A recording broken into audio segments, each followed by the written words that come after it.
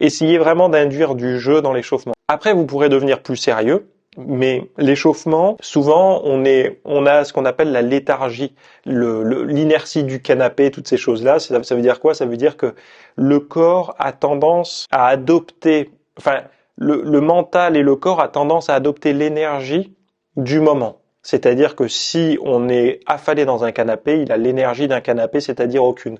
Si on est en mouvement, qu'on est dans le jeu et dans la joie et dans le rire, on va avoir cette énergie-là. Et ça, vous pouvez le vérifier quand si je vous dis maintenant, là, vous êtes en train de m'écouter, si vous êtes affalé, je vous disais, levez-vous, faites un sprint, vous n'avez pas l'énergie pour. Par contre, si on jouait un certain temps, je sais pas, moi, je vous fais un jeu avec, comme je vous disais, frisbee ou même je vous lance un ballon comme ça, on se lance ne serait-ce qu'une balle à travers la pièce, un peu comme dans l'épisode de Friends où ils doivent pas la faire tomber par terre, et ben vous allez voir que votre niveau d'énergie va monter progressivement.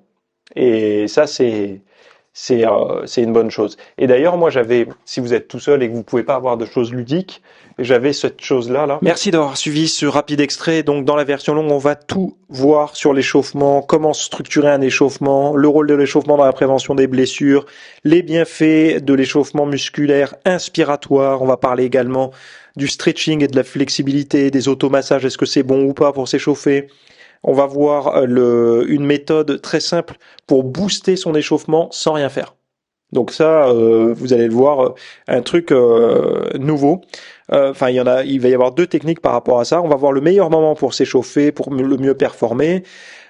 Comment la température perçue influence le risque de blessure et l'échauffement, comment améliorer les performances sportives grâce à un échauffement sensoriel, et vous verrez ensuite deux planifications d'échauffement, l'une pour la musculation, l'autre pour le travail cardiovasculaire. Donc si ça vous intéresse, allez voir le lien de la version longue en note d'émission, là, de vidéo, pardon.